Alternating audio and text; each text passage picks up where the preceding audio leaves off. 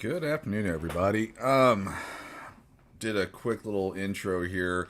Want to talk about this guy. This actually happened here in Texas about 2 months ago, and I'll play the story.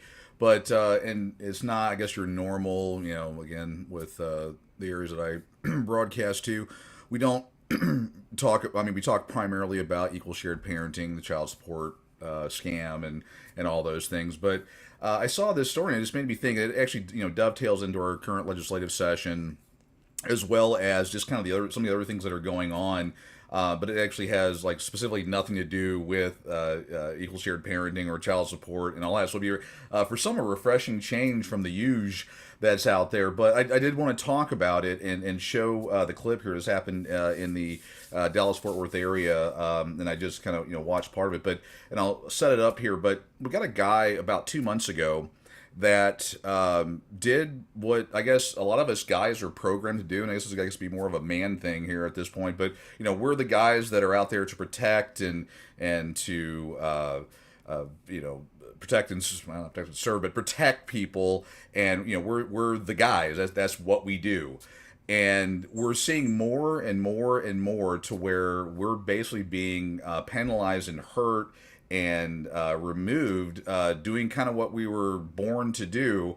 And I wanted to, show this story here to highlight those things that are happening, and just to, again, just remind people that, our legislators, and how it ties back in is our legislators, their job is to promote the public good and to do things versus self-serving. And we've talked about that here for quite a while. So I'm going to pop this up here and talk about it. Again, this is off Fox News. Shouldn't matter if you're pro-Fox, against Fox, or whatever, but listen to what happened. And basically what this is, happened in Dallas area.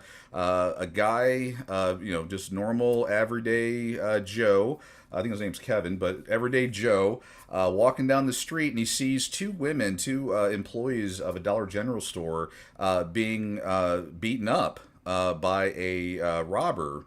And he does what we're all programmed to do. Guys, men, I mean, I am a certified pew pew guy, and I've been trained and all that, and as I'm sure a lot of the folks that are out there, and again, regardless of which side of the debate or battle you're on, at least this guy here, I try to protect people, especially protect women. I want to, that's kind of my in my DNA is to protect people. And this type of stuff here, and the way our laws are set up, and how this guy's been treated by the police so far, and what's going on, is just pretty well sickening. I mean, facts may come out later that are going to change that, but for right now, it's just it's crazy. I'm gonna do a little bit more research on it and figure out what's happened. But without further ado, here's the story. I'll try to open up to a full size screen here.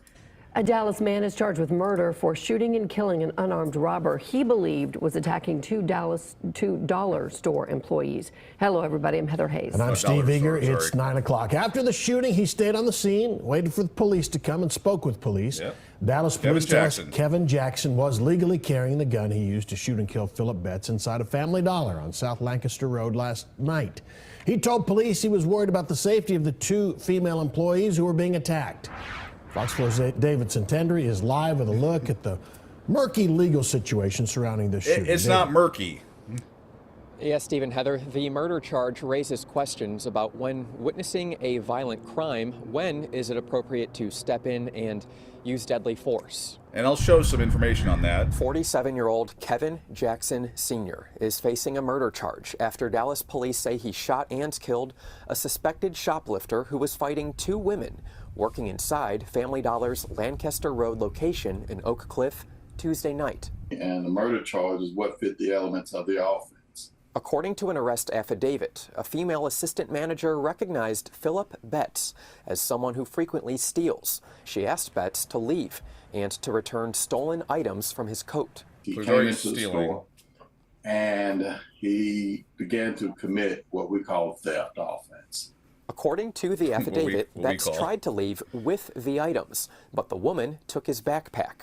Betts briefly stepped outside but returned, striking her multiple times with his fists. Another female employee intervened by spraying Betts with mace and trying to get him to leave.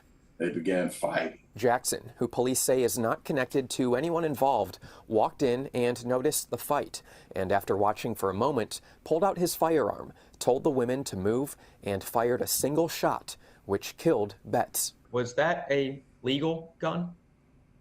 Yeah, it was a legal gun. You know, just from looking at it, this guy was going about his business at the store.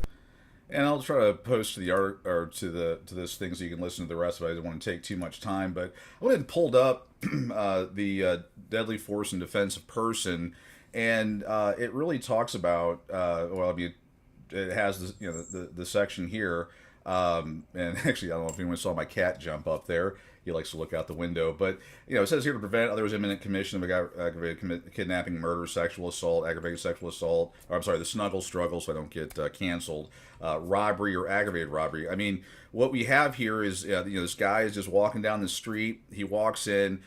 Two women are getting the you know, the crap knocked out of them. I'm assuming they're, you know, losing quite a bit here because again, disparity of force. We can say equality all day. It's not how the real world works. And he did what I think anyone would do. And before everyone loses their mind, you know, I'm not a lawyer. I'm just a guy that I know. You know, I can read and know a little bit about, you know, the law in this area. And you know, he stopped, and again, it does work down to defense of the third person because if someone, you know, it's always, you know, them themselves, they're able to do that. But you know, we as a society, what we're doing here, I mean, the police have charged him. I don't know where it's went, if the DA's picked it up or whatever. But what's happened is this guy's walking down the streets. He sees two women being abused, and they're losing because it said, you know, in the affidavit that you know, he was beating the crap out of them. And he stops the threat. He goes out of his way as a man and helps somebody else, and he's now penalized for it. So, you know, when people are like, where are the good men at? Who's going to do this? Who's going to do that? And my cat is actually sitting on my other laptop, my work laptop. But he's being penalized for it. So, you know, where we're quickly getting to is that if we see women being abused or anyone being abused, we're just going to allow it to happen because this is what happens when guys step in to make things better. We get penalized for it. And you know, we can't have that. I would, you know, invite comments or anything positive, negative, whatever on that. But you know, for the guys out there, we need to get one in touch with our legislators. They're passing bills. Actually, I saw, you know, I like making fun of Cookie here. Let me pop up his little mug.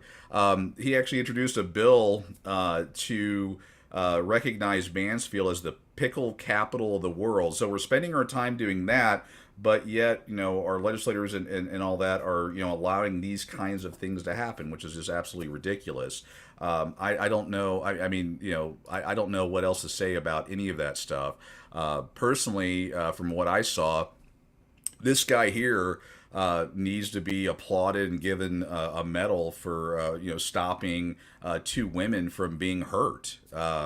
And I know it's not going to be sexy, it's not going to be whatever, but you know, we as guys and girls, we need to recognize that you know, we need our guys out there doing the things that we do that made this country great. And if we're not going to, we're all going to get what we deserve. You know, I've talked about this for knows how long. If we don't band together and start getting in touch with our legislators and telling them how things are going to work, not the way they want it to work, we basically get what we deserve.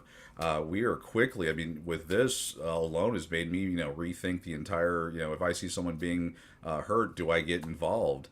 And, you know, everyone's going to say, you know, if two women are getting abused or hit or whatever, and I just walk on by, everyone's going to come out and say, oh my God, you should have done this, this, and this. Why would I? No one's going to care. The police are going to put me in jail. They're going to strip me of my rights and everything else that I have for doing the right thing. That's the society that we've made at this point. We've become weak. There's no other way to put that. Like I said, I'm going to make this one short and sweet. I'm going to try to keep it under 10 minutes. Hope everybody's having a good day today.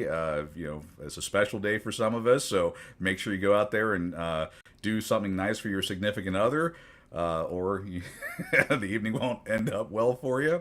But anyway, we've just got to change this. This is just absolutely insane that this guy did the right thing and now he's being penalized, being put in jail, and all kinds of stuff. I mean, he's basically helping out two people he didn't even know is going to cost him so much. And then we wonder why men are walking away. That there's just nothing else to say about that.